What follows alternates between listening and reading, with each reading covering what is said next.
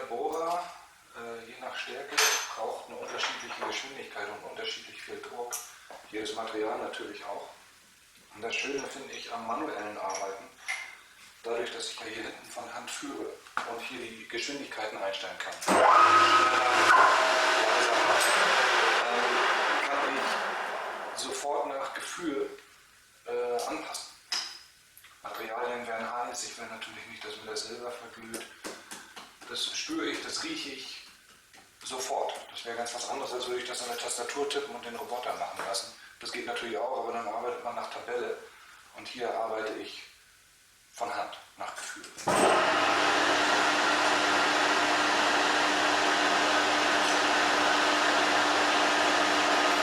Hallo, ich bin Frank Pressentin, Künstler und Gründer von Elbwood The Hanseatic Pen Maker.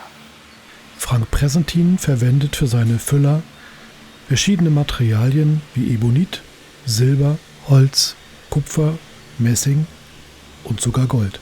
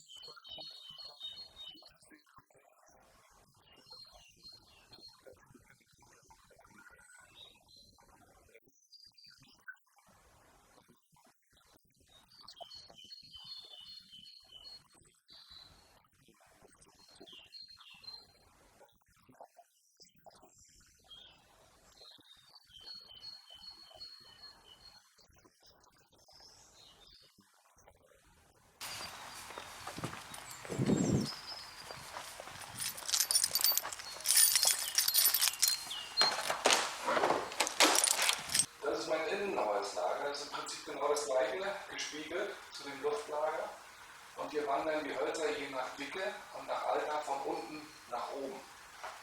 Das ist im Prinzip genau das, wie seit Jahrhunderten die Geigenbauer machen. Die haben ihre Hölzer, wenn sie dann am kleinsten geschnitten waren, also hier sieht man hier Dickerbalken, hier schon mal die Rinde abgeschnitten, dann wird es dünner, dann wird es kleiner, dann werden Kanteln noch kleiner, die werde ich irgendwann rund machen. Und je kleiner das Holz wird, desto höher lagere ich es, weil oben unter der Decke die Luft am trockensten ist. Und das heißt, was hier oben dann nicht mehr reißt, das ist hoffentlich so gut abgelagert, dass die Spannung aus dem Holz sind, dass ich dann einen Füllfederhalter daraus bauen kann, der ja ganz dünnwandig ist. Ich habe wahnsinnig viel Ausschuss bei Holz, man glaubt es nicht. Sieht nach Massen aus, aber so viel da kann ich dann doch nicht draus machen, weil bei Holz immer kleine Einschlüsse sind, doch nochmal ein Körnchen, nochmal ein Riss. Manchmal merke ich wirklich auf dem letzten Schnitt des Füllfederhalters. Das war's, kannst du nicht verwenden. Ich habe mir mal die Mühe gemacht, das durchzuzählen vom Fällen des Baumes bis zum fertigen Holzschreibgerät. Wie viele Arbeitsschritte sind über 400. Ich habe dann irgendwann aufgehört mitzuzählen. Guck mal, ich habe hier mal so ein paar Stücke, die ich jetzt schon rund gedreht habe. Das ist Thuja-Maser, Lebensbaum, wunderschön lebhaftes Holz. Und ich finde, hier kann man eigentlich ganz gut sehen, was Holz dann ausmacht, wenn es ausgelagert ist. Dieses Stück hat 8 Jahre gelagert. Ich drehe es rund, mache eine Bohrung, treffe auf einen Ast, auf einen Span, zack, bricht es aus. Das zeigt eigentlich, mit wie viel Ruhe und Geduld ich mich rantasten muss, dass ich dann irgendwann auf den finalen Durchmesser komme, dass ich dann in der Lage bin, in diesem Fall ist es Silber, Buchse anzufertigen, in die später das Griffstück geschraubt wird. Ich kann hier mal ein Griffstück holen. Die ist noch nicht gereinigt, warte, ich mache mal.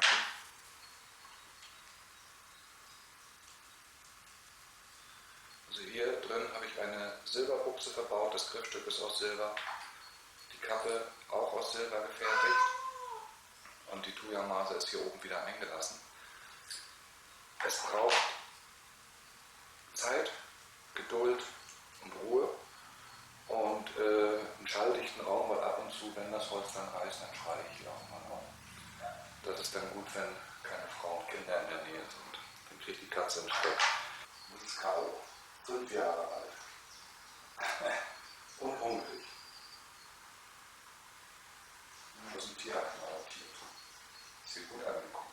Aber wenn die Maschinen laufen, dann verdrückt er sich wieder auf die Couch. Ja. Und all diese Silberteile fertige ich aus massiven Silberstangen. Die werden für mich von einer Goldschmiede-Scheideanstalt nach meinen Vorgaben angefertigt. In diesem Fall 16 mm. Massives 935er Silber. Das ist leicht über Sterling-Silber, was ja 925 hat. Und auch hier wieder ein schrittweiser Prozess. In ganz vielen kleinen Einzelschritten bringe ich unterschiedliche Bohrungen ein, mache das Material nach und nach dünner, passend und mache im Prinzip ja eigentlich wie so ein Bildhauer, der ja auch einen riesen Klotz hat und weiß, da drin steckt eine Form, daraus baue ich meine Teile. Die Industrie würde das komplett anders machen, die würde mit Rohren arbeiten, die werden vorgezogen, die haben dann ihre Halbzeuge, die müssen sie noch abschneiden und montieren. Bei mir ist wirklich jeder Arbeitsschritt aus dem massiven Material von mir einzeln nacheinander selbst angefertigt. Ich versuche meine Schreibgeräte so naturbelassen wie möglich zu lassen.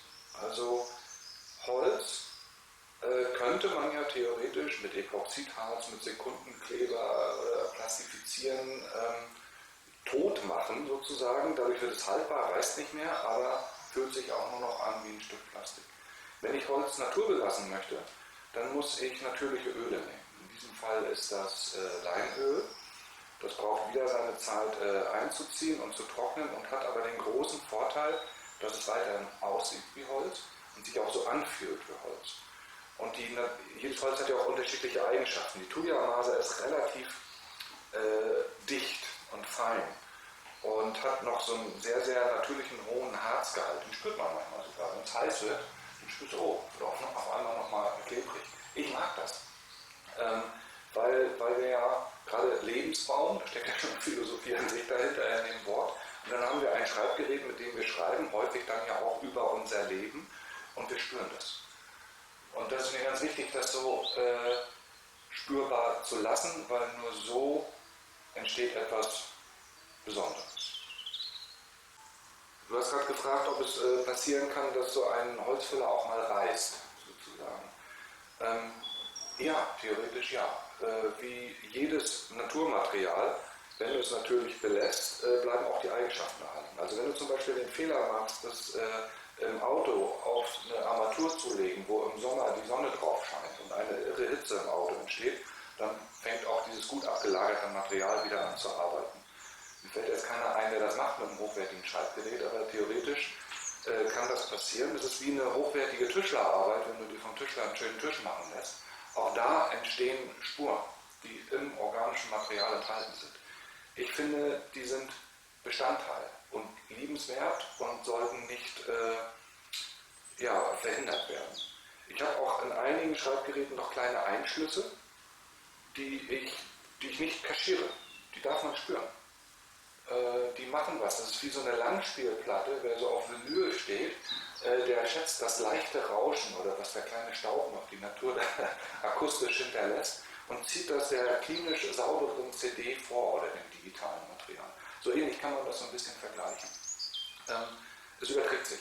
Es fühlt sich bekannt an, hat eine Handwärme und eine organische Natürlichkeit. Und wenn du das beschichten würdest, mit Plastik überziehen, dann hast du vielleicht die Sicherheit, dass es nie reißt, aber wir alle kennen Plastik und Plastik altert nicht schön.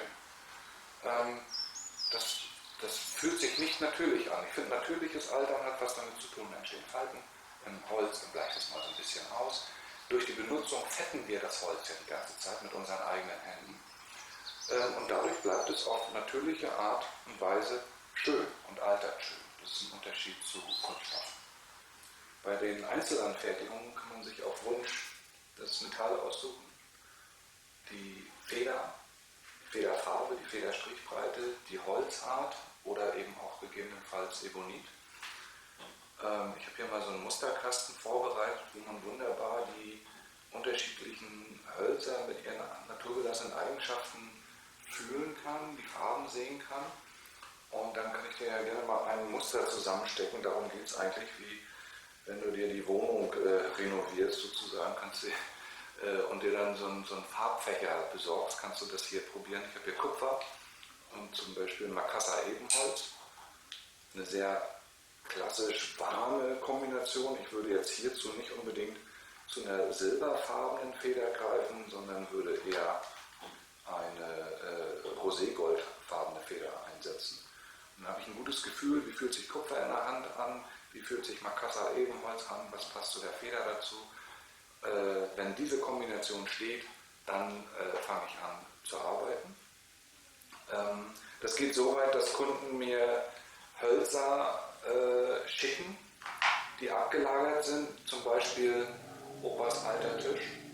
Die Familie hat geerbt, aber alle haben wir schon eigene Möbel im Haus. Der Tisch ist viel zu schade, aus hochwertigen Hölzern ihn einfach wegzugeben, aber Platz hat auch keiner und dann gehen Menschen dazu über, sich Erinnerungsstücke zu bauen aus solchen Erbstücken und sagen zum Beispiel, kannst du mir aus dem Tischbein einen Füllfederhalter fertigen.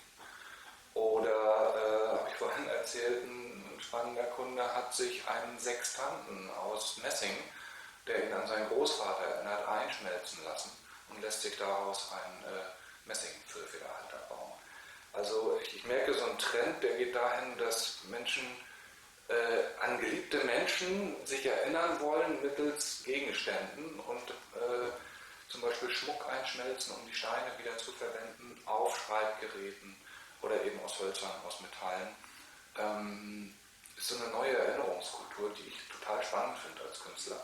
Wie kann ich, früher waren es ja die Friedhöfe und Stein und heute häufig dann immer was, ich habe den geliebten Menschen noch so stückweise bei mir, indem ich ihn in diesem Schreibgerät habe. Ein Teil, was mich daran erinnert. Das merke ich, kommt immer mehr. Gerade im Rahmen der Einzelentfertigung ist da alles möglich, bis hin zu massivem Gold, Diamanten. Erlebe ich die spannendsten Geschichten, die Kunden als Vision haben, wie sie gerne ein Schreibgerät entwickelt haben. Und was ich immer spannend finde, ich habe dir eben Ebenholz gezeigt und Kupfer.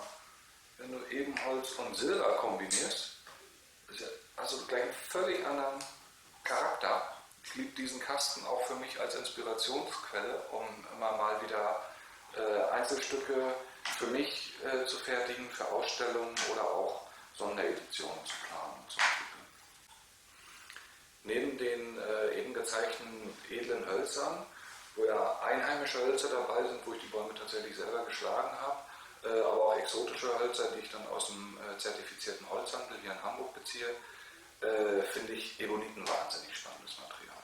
Ist in den 20ern entwickelt worden, damals für den hochwertigen Schreibgerätebau verwendet, dann in Vergessenheit geraten und jetzt Gott sei Dank so ein bisschen wieder im Aufwind.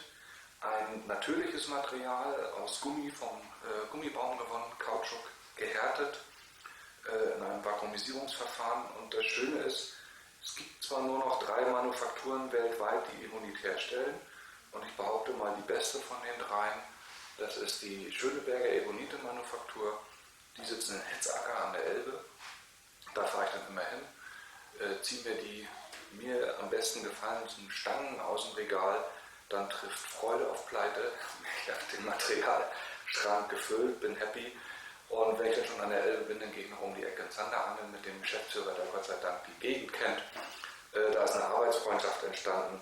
Und dieses Material ist gigantisch in seiner Eigenschaft. Jeder, der Ebonit mal in der Hand hatte, weiß, es fühlt sich nicht an wie Plastik. Es hat eine ähnliche Haptik wie Linoleum, das kennen viele. Das ist ja der harte Bruder von Linoleum. Handwarm, schmeichelnd und ja, so eine, ich kann es schlecht beschreiben, auf jeden Fall ist es ein organischer Naturwerkstoff, der mich absolut fasziniert. Und hier ist dann sozusagen mein Stangenlager an Ebonit. Ich finde das hier zum Beispiel eine gigantische Farbe. Wie heißt das hier? Trip. Das gibt es auch noch ähnlich, heißt Deep Sea. Das ist ein wunderbares Beispiel dafür, dass jede Stange ein Unikat ist. Wenn ich hier ein Stück rausschneide, wird es anders aussehen, als wenn ich es da rausschneide. Und ich weiß auch noch gar nicht genau, wie es aussieht, wenn ich es auf Enddurchmesser gedreht habe. Das finde ich wahnsinnig interessant. Das ist ein von Hand gefertigtes Material, welches zu Unikaten führt. Die Farbe, das mag ich auch gerne. Ich weiß, Industrie hat sich eine Zeit lang schwer getan damit. Es muss ja mal alles normiert sein. Das hier ist ein unifarbenes Blau. Ich habe 2 Jahre später mal dasselbe Blau bestellt, dann changierte das einen Farbton. Das würde nach DIN-Norm XYZ in der Industrie dazu führen, dass man das reklamiert. Und ich sage, nee, wieso, ist doch toll. Anderes Blau. Also das ist das, was mich als Künstler fasziniert. Ein Material, was eine Eigenschaft hat. Wenn ich das lange Zeit UV-Strahlung aussetze, dann bleicht es ein bisschen aus. Ich kann das ganz einfach wieder aufpolieren, aber ich habe ein Material, was lebt, was Charakter hat. Und so etwas finde ich viel spannender als Dinge, die ewig gleich aussehen und dadurch eigentlich nicht der Natur entsprechen. Wir Menschen sehen auch nicht ewig gleich aus, wir verändern uns mit der Zeit. Und in der Regel ist es so, dass wir mit der Zeit interessanter werden. Und das möchte ich auch von den Materialien, die ich verwende.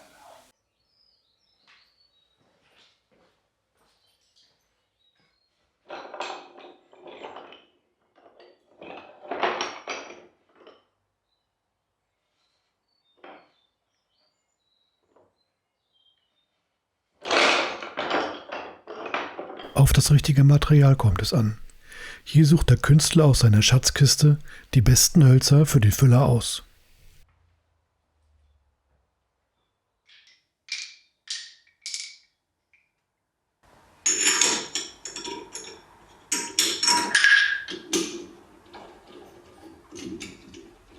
Die Rohlinge werden nun in die Drehmaschine eingespannt.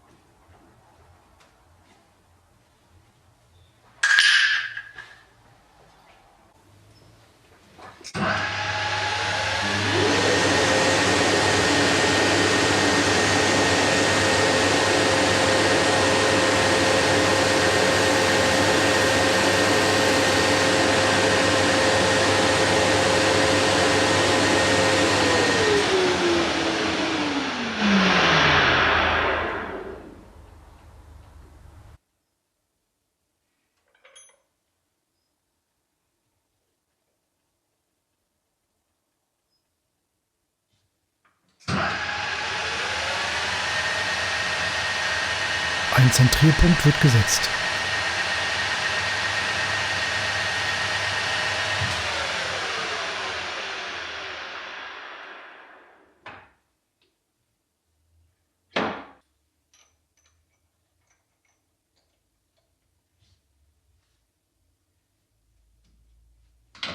Mit immer größer werdenden Bohrern wird das Material auf Maß gebracht.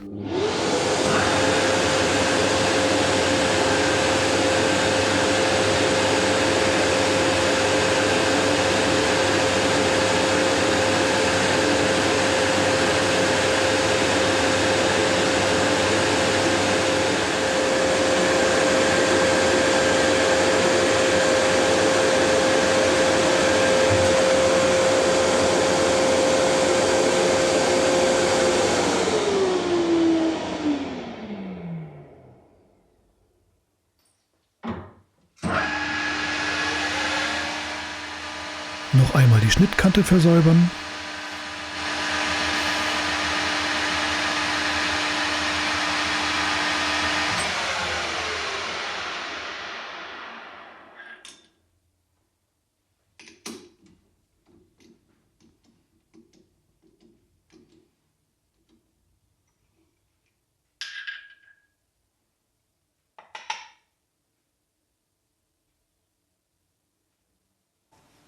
Fertig ist der Schaft für den Füller.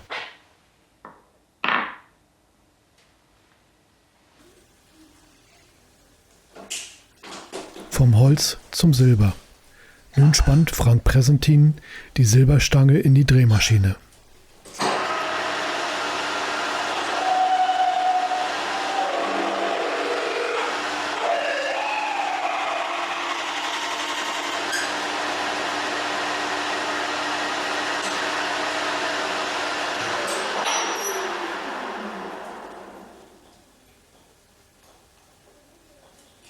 Wie beim Holz muss auch hier das Material aufgebohrt werden.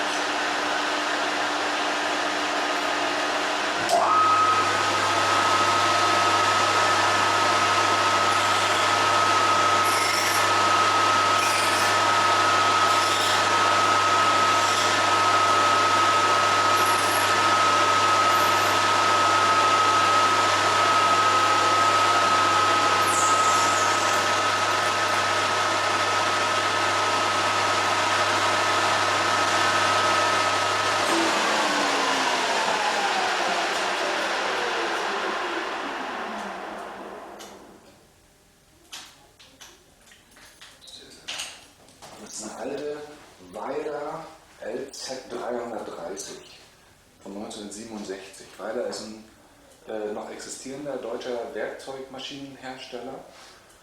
Und das Besondere an dieser Maschine ist, ich finde sie wunderschön. Ich kaufe auch nach Schönheit. Ich muss ein Arbeitsgerät haben, wo ich jeden Tag denke, wenn ich reinkomme, wow, da gehe ich gerne dran arbeiten. Aber B, was natürlich eigentlich wichtiger ist, die hat eine unglaubliche Präzision. Die ist damals gebaut worden für die industrielle Revolution. Die Idee war, die im Dreischichtbetrieb laufen zu lassen. Und die waren so hochgradig qualitativ gebaut, dass die 20 Jahre laufen konnten. Diese Maschine kommt aus dem Krankenhaus in Rotterdam, habe ich über eBay Kleinanzeigen entdeckt und mit dem Eigentümer telefoniert.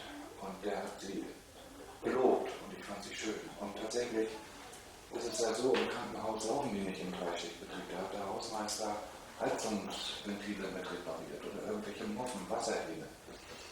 Und die hat eine unglaubliche Präzision.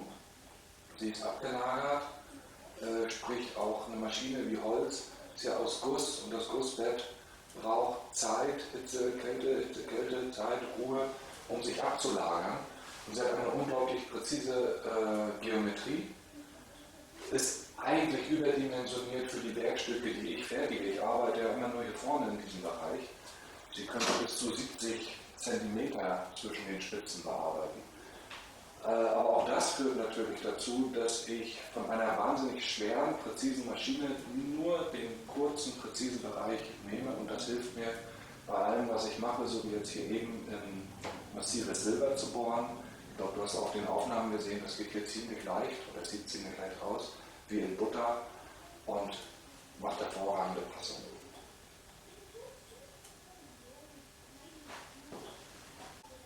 Also was ich jetzt hier gerade fertige, sind Katten für den Shortcap aus einer massiven Silberstange. Die muss ich immer in mehreren Durchlaufen auf den Enddurchmesser bohren und dann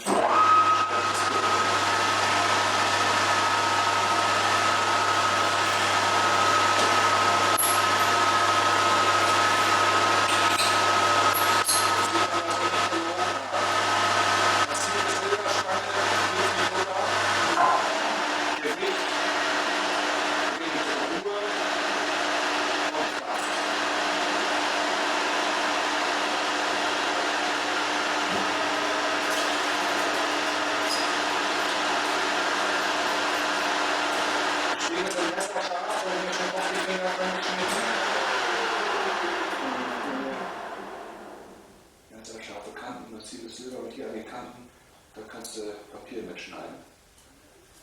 In den Anfangsjahren habe ich auch schmerzhafte Weise gelernt, wie man mit solchen Materialien arbeitet. Da waren die Finger immer zugeklebt, hier wie bei etwa mit den Sternen.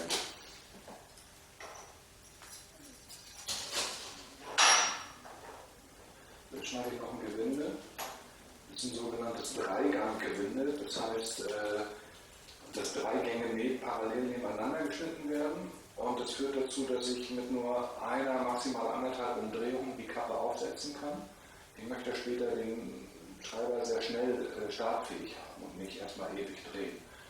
Und ein Gewinde baut ihr die Kraft auf, je länger es ist, desto stärker ist das. Das wollen wir aber nicht. Wir wollen nicht viel drehen, wir wollen mit dieser einen Umdrehung das aufmachen. Und deswegen sind 3 Gänge nebeneinander, die verlängern im Prinzip den Laufweg, ohne dass das in Umdrehungen mündet. Und das mache ich mit einem Spezialwerkzeug, welches ich aus England beziehe, nach meinen Vorgaben angefertigt, ein sogenanntes Triple-Feingewinde. Da schneiden wir gleich rein.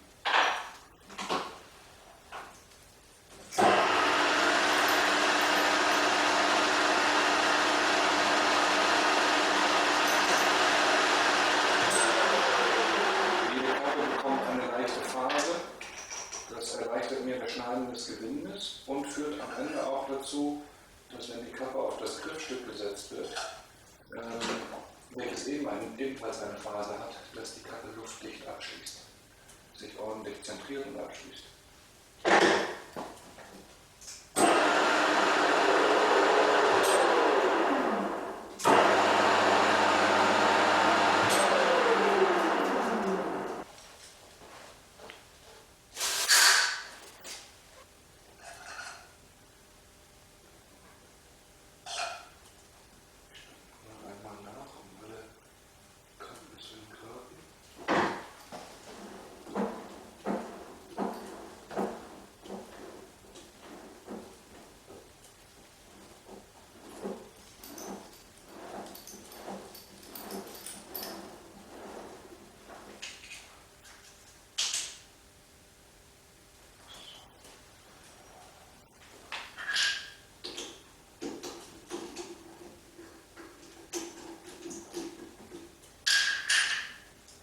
Der Prozess ist natürlich auch deshalb so aufwendig, weil ich immer aus dickeren Materialien mich ins Dünnere vorarbeite, vom Großen ins Kleine im Prinzip. Eigentlich auch logisch, wenn ich eine kleine Stange bohre, dann biegt die sich auf. Das heißt, im Prinzip arbeite ich groß vor und werde dann Stück für Stück immer kleiner, bis ich dann beim finalen Durchmesser habe. Schneiden wir das mal ab. Genauer gesagt, wir stechen das ab. Ich muss jetzt 2,9 mm abnehmen. Ich habe hier eine Skala, ich habe ja keine Digitalanzeige dran. Und diese Skala zeigt mir, jeder Strich hier sind 500stel. Sprich, das wäre ein Zehntel.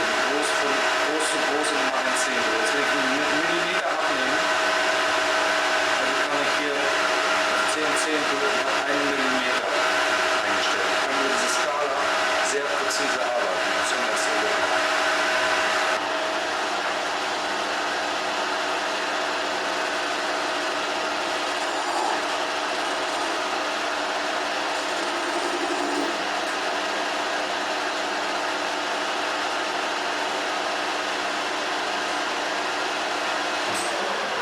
Nun ist auch der Kappenrohling fertig.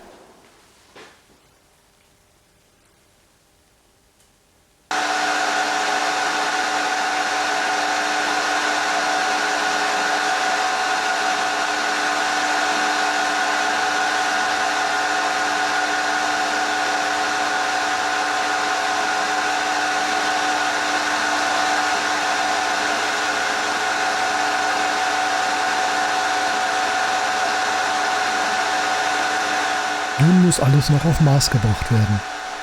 Dieser Vorgang nennt sich Abdrehen.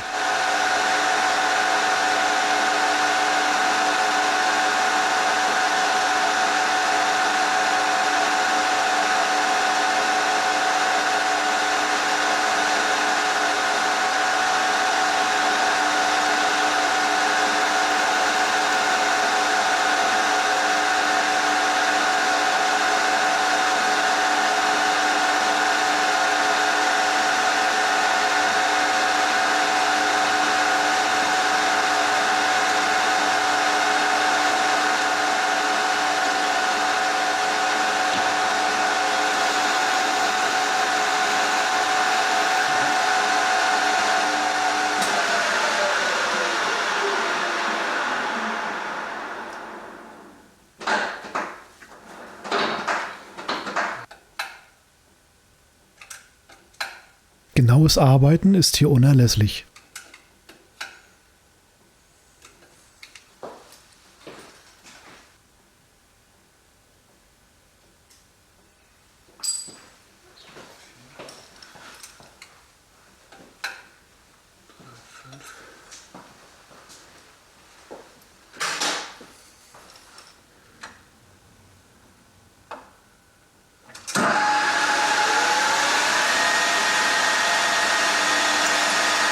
Immer wieder muss gemessen und nachjustiert werden.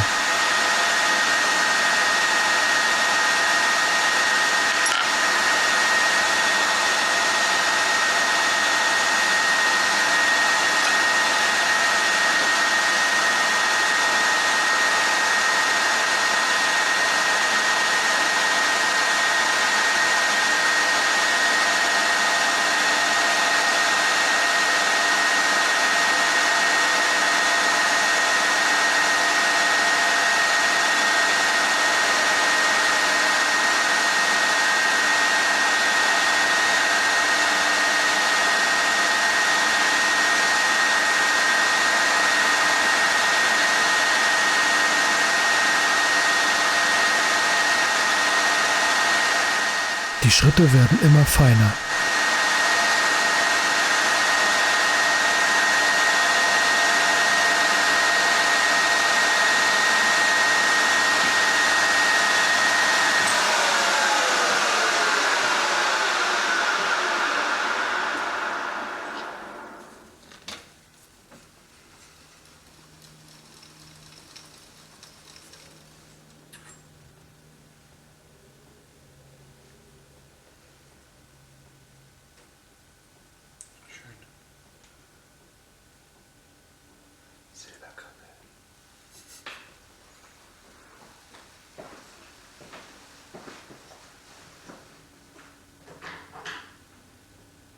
Und wieder nachmessen.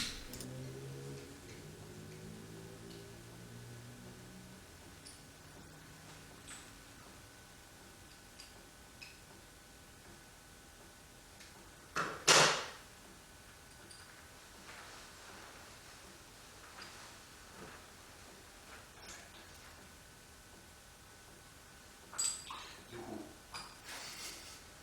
Passt. Du hast mich ja eben gefragt, warum ich nicht einfach 100 Teile sozusagen vom selben Stück vorbaue und dann immer einfach untereinander austausche.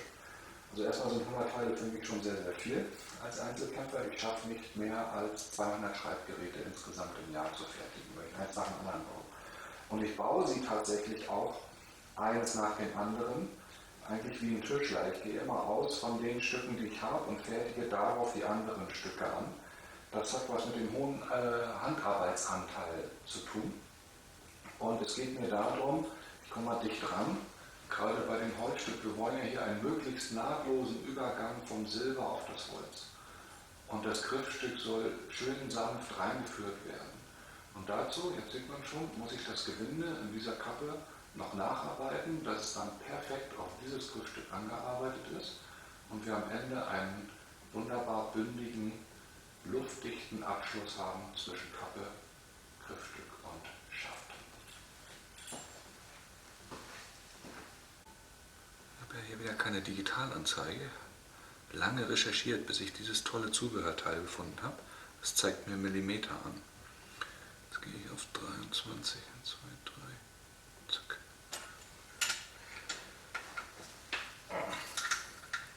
Kann ich mir den Anschlag setzen und kann hier wunderbar in ganz, ganz kleinen Schritten die Kappe von innen aus arbeiten.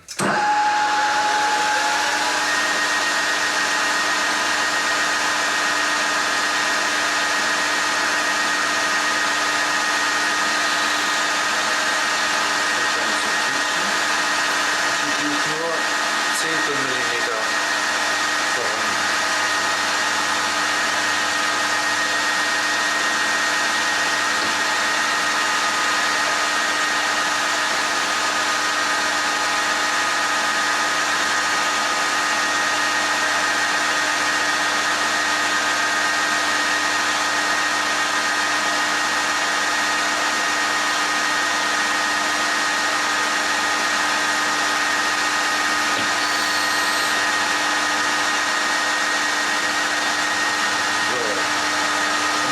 Schnitt. Ui. Testing. Bis das Griffstück passt.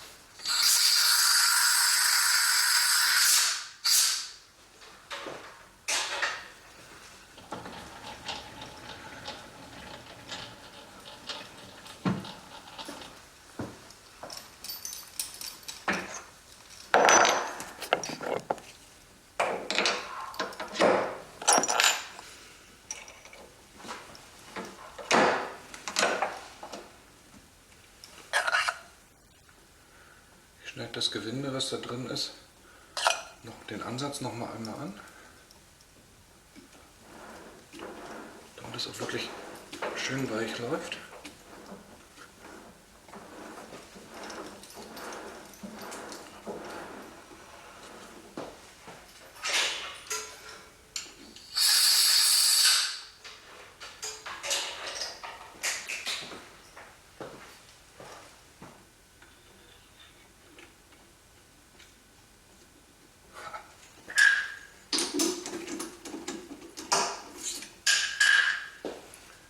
Zeige ich es dir. Sieht man jetzt schon vorm Polieren und Bürsten, wie wunderbar der Übergang ist.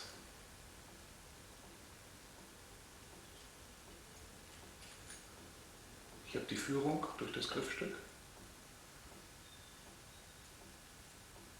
und die Kappe zentriert sich hier schön auf dem Schaft.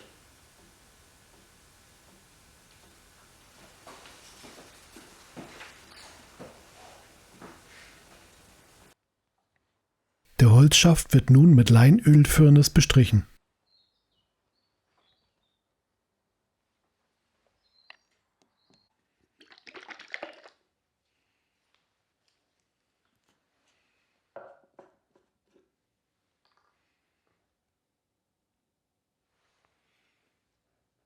Natürlich auch die Stirnseiten an Schaft und Kappe.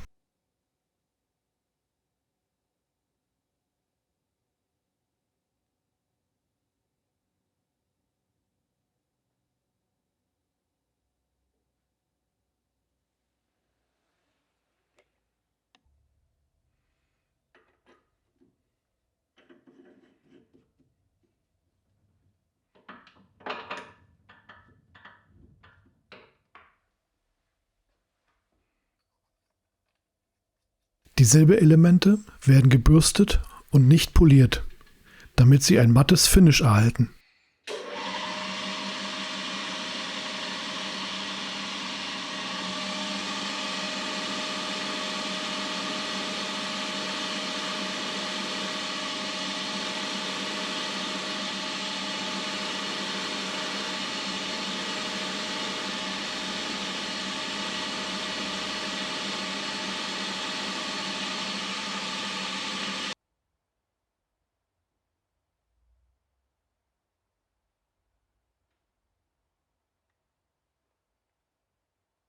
Das Griffstück kommt in einen Behälter mit Holzgranulat.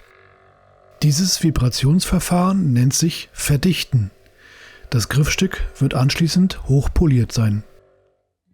Um sämtliche Rückstände vom Griffstück zu entfernen, kommt es nun in ein Ultraschallbad. Hops!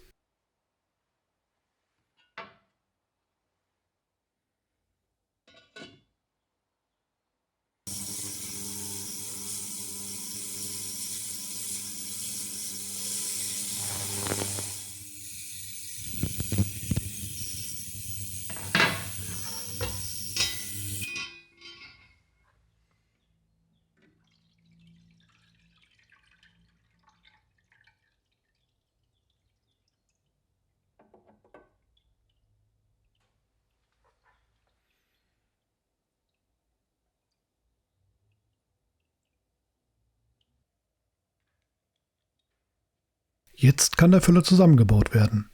Das Federaggregat wird in das Griffstück eingeschraubt.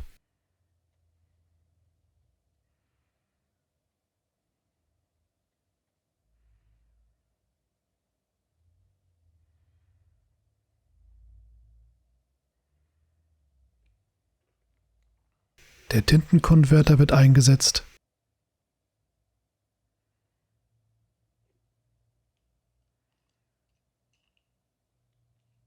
Und der Schaft aus Thuja-Holz wird aufgeschraubt.